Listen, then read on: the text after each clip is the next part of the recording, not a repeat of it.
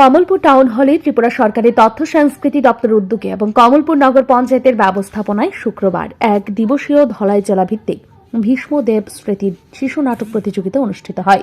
প্রদীপ প্রজ্বলন করে শিশু নাটকের সূচনা করেন ধলাই জেলা পরিষদের সভাধিপতি সুস্মিতা দাস।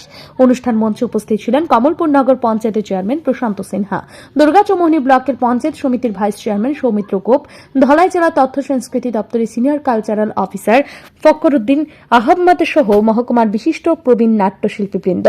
এদিন শিশু নাটক প্রতিযোগিতায় মোট 3টি নাট্যদল অংশগ্রহণ করেন। অনুষ্ঠানে স্বাগত ভাষণ দেন ধলাই জেলার senior cultural officer Fakruddin Ahmad.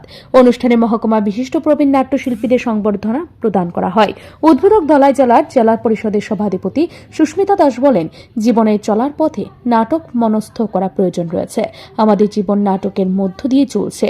নাটক আমাদের শিক্ষার পথ এগিয়ে দেয়। সমাজ সংস্কারের কারিগর হল নাটক। লেখাপড়ার পাশাপাশি খেলাধুলা, নাটক মনস্থ করা প্রয়োজনীয়তা আছে বলে মনে করেন জেলা পরিষদের সভাধিপতি সুস্মিতা দাস।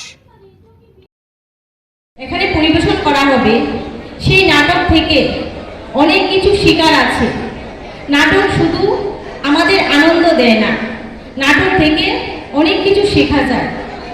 আমরা যে প্রতিদিন ঘুম থেকে উঠে যা যা করি সবকিছুই কিন্তু একটা নাটকের মধ্য দিয়ে সেটা সমাপ্ত হয়।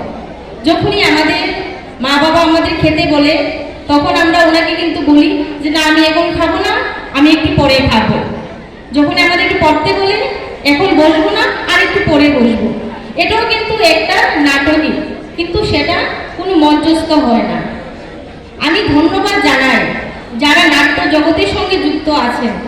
ওনারা যে আমাদের যে প্রতিদিনের যে নিত্যদিনের যে কর্মসূচি, সেগুলোকে তারা একটা নাটকের রূপ দিয়ে এবং সেটাকে একটা মঞ্চে এনে দাঁড় করায়, এবং সেটা থেকে আমরা আনন্দ উপভোগ করি এবং সেটা থেকে অনেক কিছু শিখি। তো আজকে যারা ছেলেমেয়েরা উপস্থিত আছো, জানি ছেলেমেয়েদের প্রধান কাজ পড়াশোনা করা, পড়াশোনার পাশাপাশি নাট্য জগতের সঙ্গেও যুক্ত থাকতে হবে। সারাদিন যদি তোমরা বই খাতা নিয়ে ব্যস্ত থাকো, তাহলে তোমাদের মধ্যে একঘেয়েমি চলে আসবে। শিশু নাটক প্রতিযোগিতাকে কেন্দ্র করে শিশুদের মধ্যে এবং তাদের অভিভাবকদের মধ্যে ব্যাপক উৎসাহ উদ্দীপনা প্রত্যক্ষ করা যায়। ব্যুরো রিপোর্ট, ঋদ্ধি নেটওয়ার্ক।